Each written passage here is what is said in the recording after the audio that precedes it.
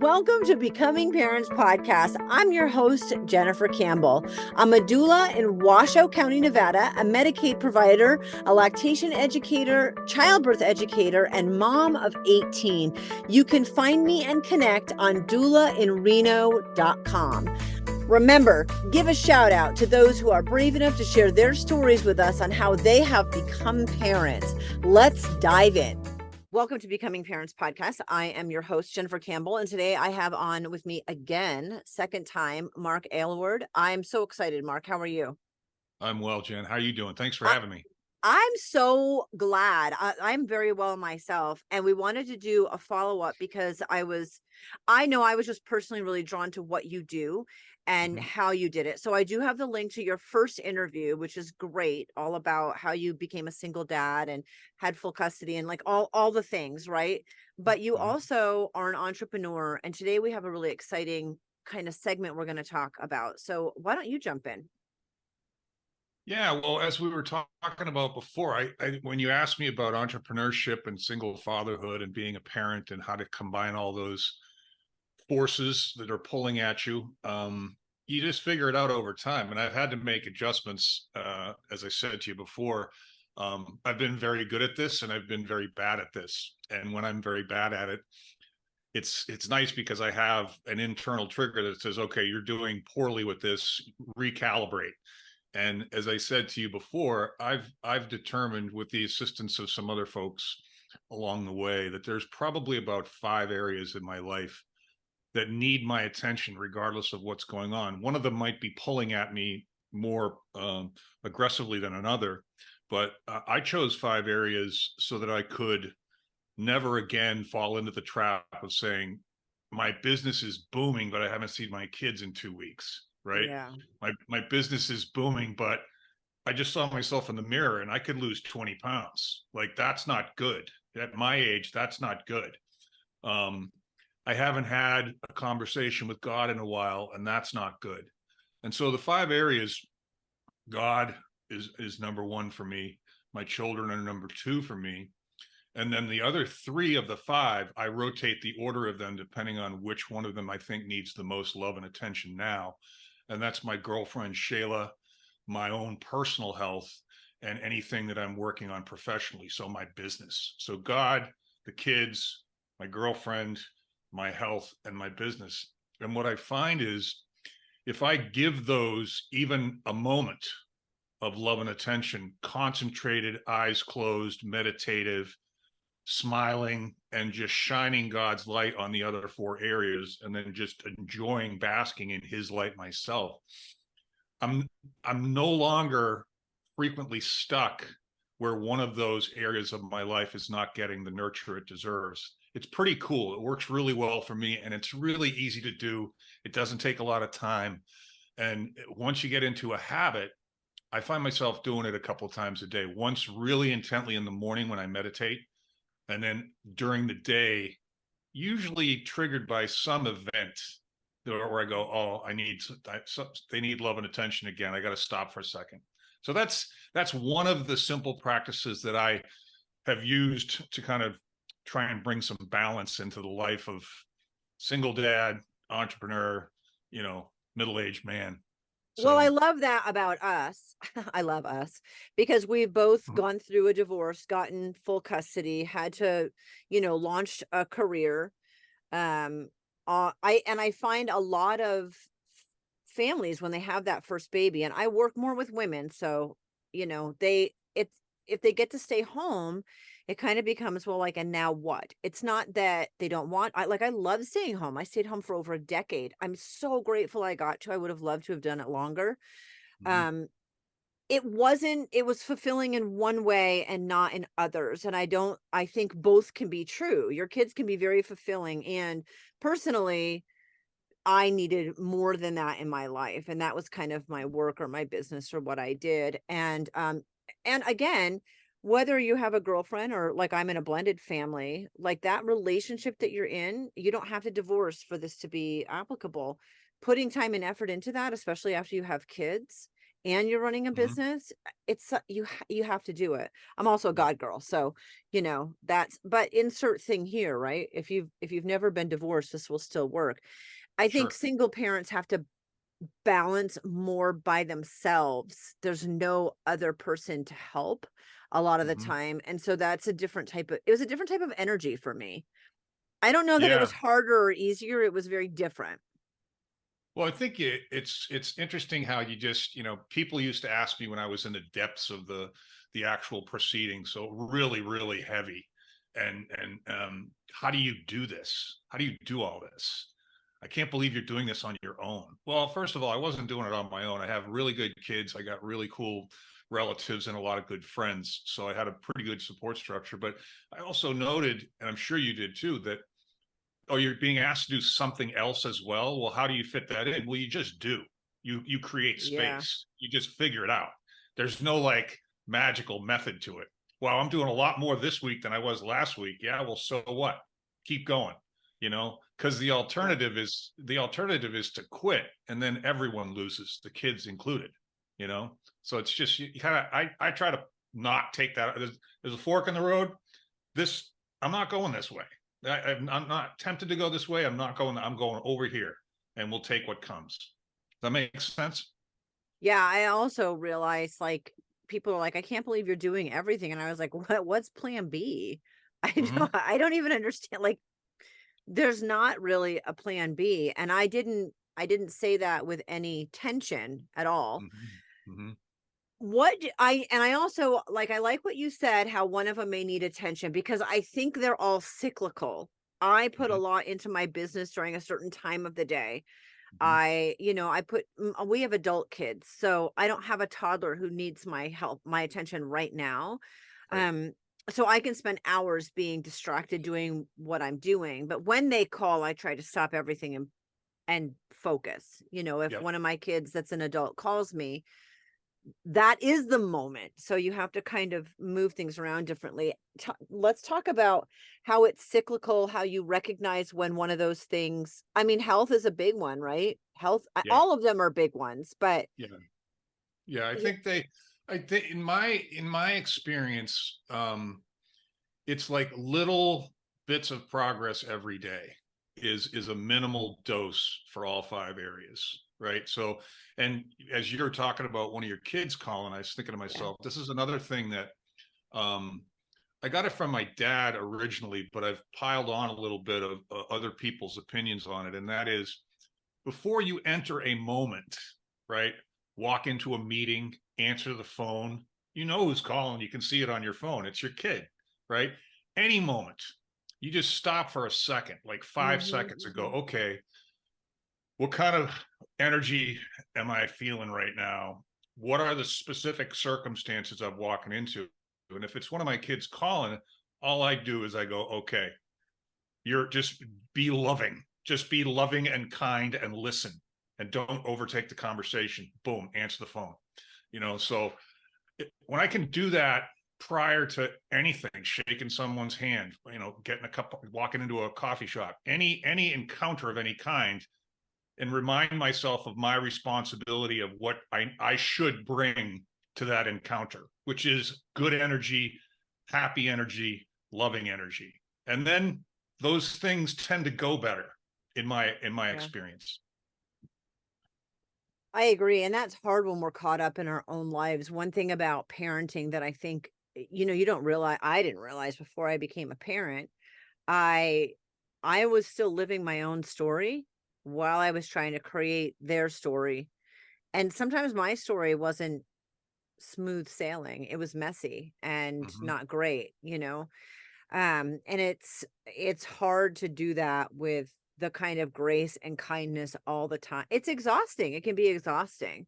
Yeah, yeah, yeah. It is. I was talking to a friend of mine a couple days ago, actually on our own podcast, and he had a visit from one of his adult children, his daughter, that he hadn't seen in a while. Because as they get older and they go away, and you get to spend less time with them, and so some of those encounters, maybe the first time in a year, for a holiday. Mm. And he said they were in the car for 6 hours making a long drive somewhere, and he said it was fascinating type of conversations that we had. And she was giving me, and I won't use any names, so I'm not violating anybody's privacy, but she was telling me, among other things, how hard I was on her when she was small. Okay.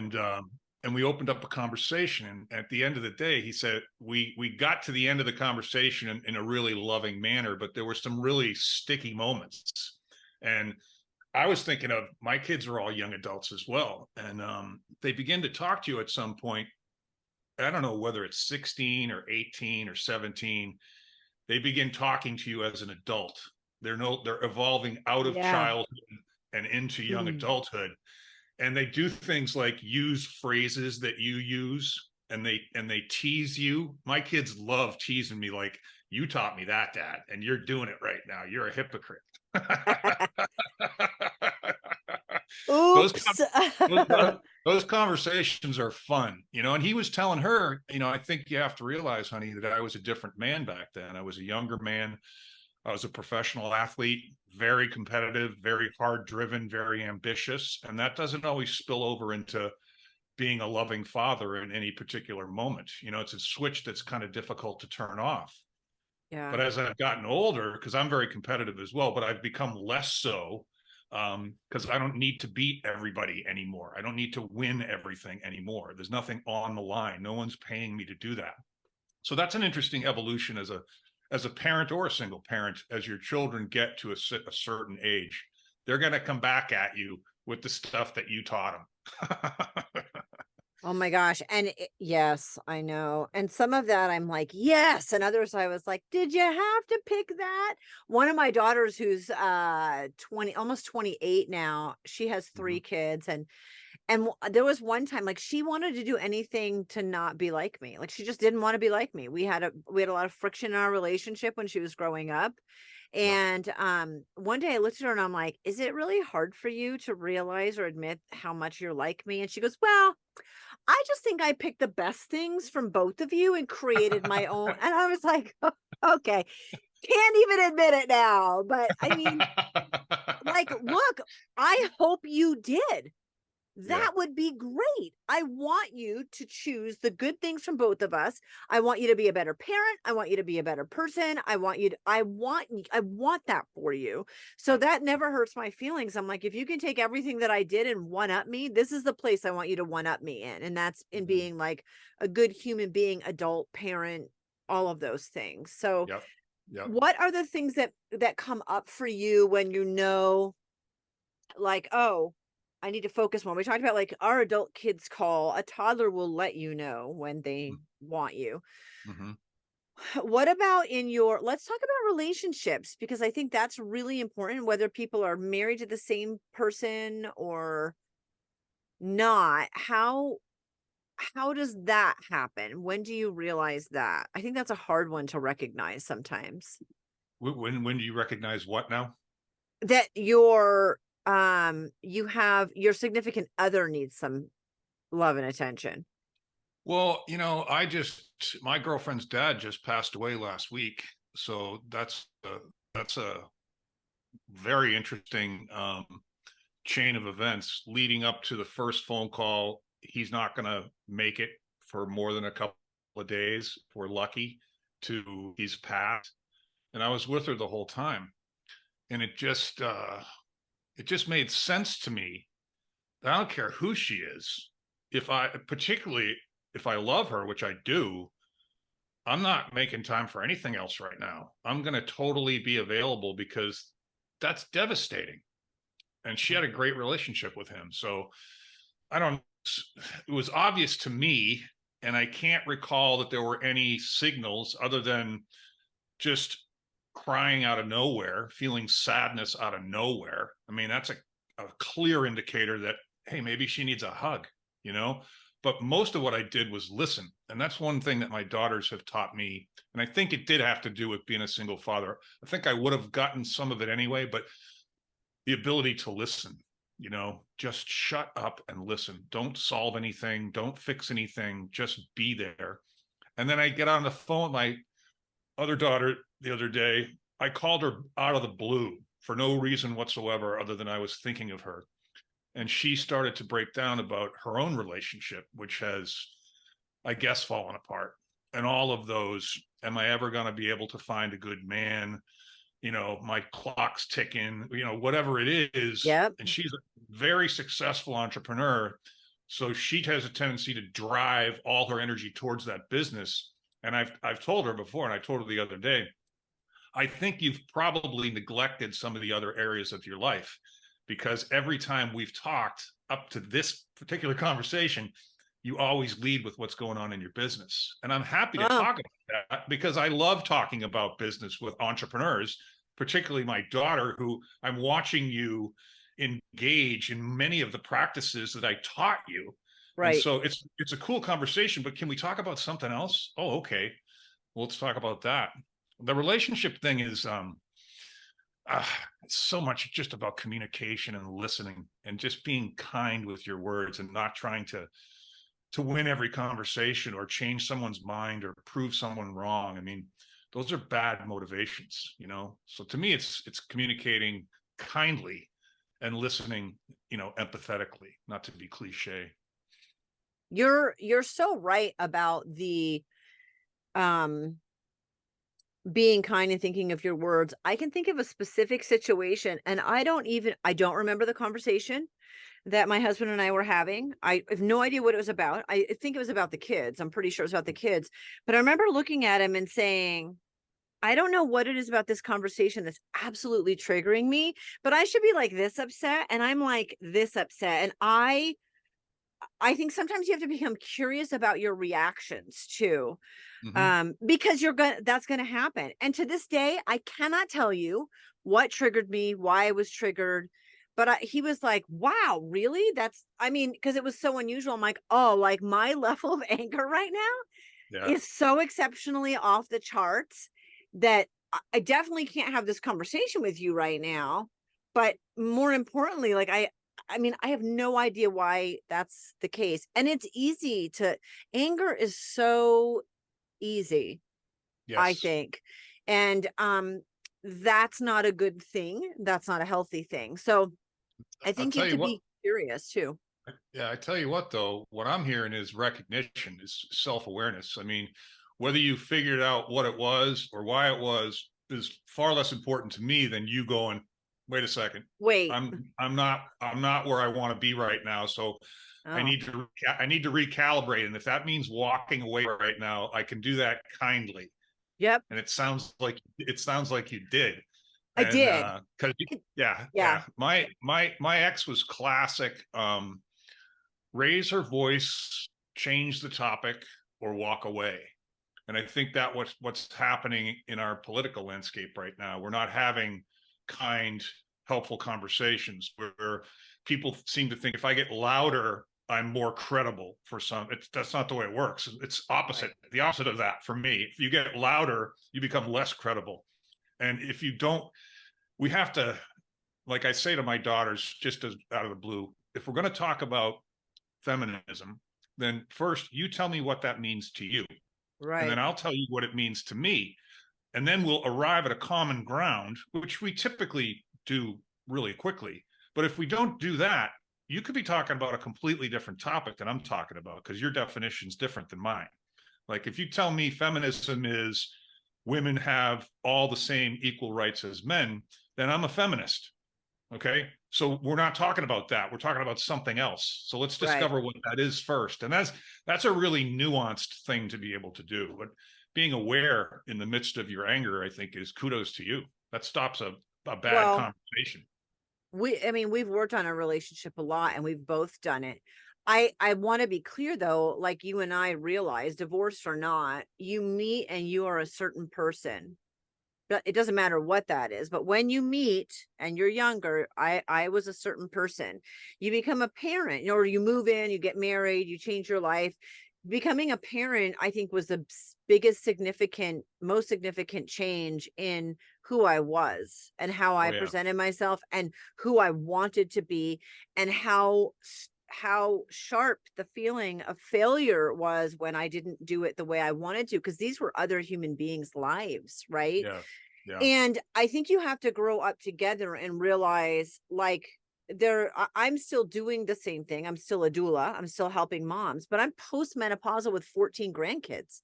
Yeah. That's not the same person No. that I was when I was having kids, right? And so I Yeah. think you need to be kind to yourself and grow yourself, and do that. When you're doing that with another human being, that relationship is going to significantly change, and you kind of have to be willing to change with it too. Even Yeah. getting older. I mean, I don't know how long you've been in your current relationship. We blended families a decade ago. Mm. And I mean, in that decade, there's been so much that's changed. So, Yeah. Well, I mean, the world is a and the much, world. the world has gone upside down, and we don't really we don't give enough credit for that to be like, I experienced anxiety as an adult for the first time. I was never anxious. I was never scared in almost my entire life. I happen to be a large man. I'm sure that's helpful. You Mhm. know, I don't look up to many people. But all the kids that I know that are in their teens and 20s right now are experiencing levels of anxiety and depression that are skyrocketed from the numbers that were when you and I were that age, at least in my humble opinion. I think it's pretty obvious. I don't have any data, but I bet you I can find some pretty quickly. Yeah, So I agree. I agree with that's a that. that's a thing. And you know, I've been in my relationship for about 4.5 years. I think next March is the anniversary month. And that was an interesting. I didn't date for a long time. You know, like 10 years. Not because I was raising my kids. You know, and I was Right. like, I'm not introducing a stranger to them. No way. And I don't have any time or bandwidth to give a relationship the attention that it's due. You know, that's work. And if you're in a good one, it's good work, but it's still work. It's time, you know. So it's when you're dating at, I guess I was in my late 50s, I'm 62 now, but you know, dating in your late 50s, it's like there's so many things that you're a completely different person. You don't have to worry at all about, you know, anybody getting pregnant, right? You don't have to Yeah. worry at all Woohoo. a million things, right? You don't have to Right. worry. And then, but now it's like, okay, well, and my girls particularly don't like the term girlfriend, and I'm like, I'm sorry, that's what I'm calling her because that's what she is. If you don't like it, you know, you want to give me another word, maybe, but I'm not going to change my language because you don't like the connotation of that word. It's a loving word, and I say it lovingly. Right. So, but I'm not saying significant other, and I don't like partner. My partner is my business partner, you know. So, Oh, that's interesting. yeah, yeah, it is. And I'm not saying I'm right or wrong. It's just what I'm comfortable with. You know, you Right. know, anybody can call their girlfriend or boyfriend whatever they want. And then, of course, she has her own home, and I have my own home, which creates an interesting dynamic. I remember she was at a party talking to one of my best friends, and I was sitting right next to him, so I wasn't listening. I just could hear what they were talking about. And he said to her, "Why do you guys think you get along so well?" And she didn't bat an eye. She goes, "We don't live together." Yeah. She gets to go Yep. back to her house when she wants to, and I get to go back to my house when I want to. And then a topic of marriage, you know, is marriage a topic to discuss? And I'm like, I'm happy to discuss it with you. I don't feel any compelling need to put that label on us, but talk to me. You know, I don't want you to feel, you know, unattended to or less than or whatever. Right. Let's talk about that. And it's never gotten even sticky. I would tell you, and I would tell her, if Right. I asked her to marry me, I think she would say yes immediately. And if she's waiting for that, I'd be surprised because we've talked about it a few times. So that's a whole different relationship than 26-year-old dating and then getting married. It's a it blew me So, away how weird it was for a long time, because I'm like, this is weird. I don't even know how to think about this, you know? right. What about let's talk about becoming an entrepreneur, because that's been Okay. huge in your life, and then you helped your kids become entrepreneurs. Mm-hmm. So I'd love to know more about that segue. You had to balance a lot Mm-hmm. in your life in order to be a successful enough entrepreneur as a single parent. Like on my own, my business has not financially supported me enough on its own. Hmm. So I had to do something else had to come from the outside. Another job had to come, something else had to come from the outside financially. You were able to take your passion and turn it into something, sell it, start over as a single Hmm. parent, and it was financially possible. So there's got to be some tips and tricks, and then you helped both your kids. So Yeah, yeah. what's the secret? Yeah, it's funny. As I've been on other podcasts and have my own podcasts and reflect on this and create copy around this topic, which is fascinating to me, I remember just feeling ready. And when Okay. I first started my own company in my early 30s, right, I had worked for someone else for 5 or 6 years, my mentor, Okay. and he sold the company, and I had a percentage ownership in the company. So I got a pretty, at the time, relatively big fat check. Mhm. So I had a cushion. It was a couple of years worth of living expenses. It was a nice big fat check, and I just remember being ready. And then the other thing that was driving that behavior, because no one else in my family are entrepreneurs, my parents weren't. Um, they thought I was crazy because I had a really good job and I was making a lot of money. But I Mhm. don't like taking orders. I'm very stubborn. I don't like other people telling me what to do. I had one friend tell me years ago, man, if you were in the military, you'd have done a shitload of push-ups. That's that's awesome. Well, I just had to recognize it, and it sounds kind of arrogant. It sounds kind of selfish, but I had to recognize it because the small amount, like when my boss sold that company that I had a small ownership in, I went Hmm. to work for the acquisition, the acquirer, and Okay. I discovered immediately I know a lot more about this than all of these other business owners, and really surprised me. And then I thought, well, my mentor was awesome. He taught me everything. So I felt prepared as well. I think a lot of times they think about going off and starting their own business. It's scary because Yeah. they've never been there before. And because I've been there before, I kind of know what's going to happen. Not everything, because things change. And then that perspective of helping all my kids, but particularly my two daughters, their mother, my ex, was an entrepreneur and I was an Okay. entrepreneur. So they grew up around entrepreneurs, right? Mom and dad didn't go to the office at the same time every day. Sometimes they didn't go to the office at all. Right. And sometimes they're driving me to volleyball practice and they're on a business call that I get to listen to, right? My son just said it to me a couple of weeks ago. And if we have time, I want to talk about him as well, because he's coming out of an addiction phase and he's flourishing, and it's just Okay. wonderful. So but yeah, he said to me, Dad, I don't think you think I was listening. I heard everything you said from the time I was a little kid sitting in the back chair to last week. I heard everything you said. So that was very interesting as well. So my daughters kind of said the same thing to me.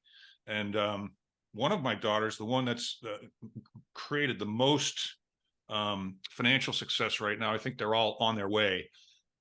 She sat down with me years ago and said, "Can we talk about what it would be like for me to be a recruiter, for me to work for you?" I'm like, Oh, of course we can." And so we did for like 2 or 3 hours. And to this day, Jen, I'll tell you, she was the best interview I've ever had. Questions that she asked. And at the end of 3 hours, she looked at me and she goes, "That was awesome, Dad. I don't want to be a recruiter." I had a feeling, but how great, my youngest is almost 14. She's getting ready to turn 14. She's in 8th grade. She's homeschooled. And so I take her with me everywhere. And I have since she was Mhm. real toddling around. She's come with me to everything. And I was at a hospital birth, which is, she already knew that was different. And it had gone a certain amount of time. And my husband texted me, I'm like, hey, I'm just checking in on you. And my daughter looked at him and said, they're going to have a conversation about her needing a C-section. And he's like, weird. Taven just said this. And I'm like, we just had the like, she's been around it so much. She looked at the Yeah. clock and was like, they're going to be starting to discuss a C-section. And Yeah, you don't realize how much they're absorbing, and I'm like, "Do you wanna be a doula like me?" She's like, "No." I'm like, "But you know everything." Like, she's only 14, but like, I could launch you so fast, so much Yeah. faster than myself because you do all the legwork. Let's talk about the addiction. I wanna end on something I love to start and end on something positive, and I Hmm. know that this will be a positive story and that this will help our listeners because often either our partners, spouses, whatever are suffering, especially now as post COVID. It's been very fascinating to watch Oh yeah. mental health and addiction and suicide levels. So I'd love to talk about that and end it positively. Yeah. Yeah. No, it's definitely a positive ending. I mean, it's a knock on wood, don't jinx it kind of thing, but I'll try and kind of summarize the story. So he started smoking pot when he was about 14. He's 26 now. And, just at the beginning of the breakup, people say, well, when did that happen? I'm like, it happened over the course of many years. And then one day I decided I got to get out of here because the kids are getting hurt. And so he stayed with his mother. The girls came with me. I'm abbreviating a lot of detail there, but as a result of that, he was with a woman who was, frankly, mentally ill, and didn't wasn't concerned about his well-being. She was concerned about herself, and so it became a very manipulative abandonment. You're worthless. It was really toxic. And I used to say to him, "Why don't you come and live with us?" And he said to me one day, "Well, mommy said if I leave, she's going to kill herself." I'm like, oh, that's lovely. And Yeah. so fast forward, he has at 18 years of age, 17 years of age, he comes to my house and he's anorexic. He's 6'2", 117 pounds. He's been chomping on one of his friend's grandmother's Xanax pills for months now, and he's addicted. He's full blown addicted. And Xanax, if you don't know anything about it, they say it's than heroin. So Yeah. I brought him in and I Florence Nightingaled him for 2 or 3 days. And I thought, Gatorade, water, blankets. I'll sleep on the floor next to him. We'll get through this. My daughter came down from Boston, my eldest daughter, to help me. And then on the fourth day, I thought we were through the window of shaking and sweating and hallucinating and all that, but we weren't. And he walked to the front door to walk outside. I'm like, "Where are you going?" He's like, "I'm going to get a cup of coffee." I said, "No, you're not. You're just going to walk out in the middle. You don't even know where you are." And we got into a physical alteration. He attacked me and I put him on the ground, and then he bit me. And my daughter looks at me and goes, "Fuck this." And she called 911. And if you call 911, you got to go in for 72 hours. Doesn't matter Okay. whether you think it's called a Baker Act in Florida, and they put you in a facility. It's not a prison. It's a rehabilitation center. So you see psychologists and therapists, and at 72 hours, the therapist says, you're free to go or you need to stay longer. And so my eldest daughter said, I don't think he's going to make this if mommy's not part of the team. And Ah, I said, probably a valid point, honey, but she hadn't talked to her mother at that point in 10 years, not once. And they have the same birthday.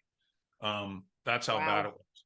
She picked up the phone and called her mother and said, my brother's in trouble and you need to man up and come join us. We're going to pick him up this afternoon. And so he walks out of the rehabilitation center with his sisters and his mother together for the first time in 10 years. And that began, he never had a problem with Xanax again, but he was still smoking weed. And then he started vaping.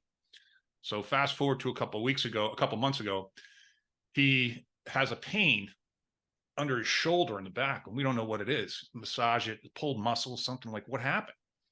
Collapsed lung. All right. I've What? never had any experience with a collapsed lung, so I had no idea. We went to the emergency room. They took an X-ray and said, we got to put him into surgery right now. I've started asking a bunch of questions. It was like go full blown dad mode. And he was there for 10 days. Everything went really, really well. And I watched him in 10 days in the hospital come to grips with his life. Like, this has to stop. What I've been doing is not good. This is not who I am. And we talked and I listened.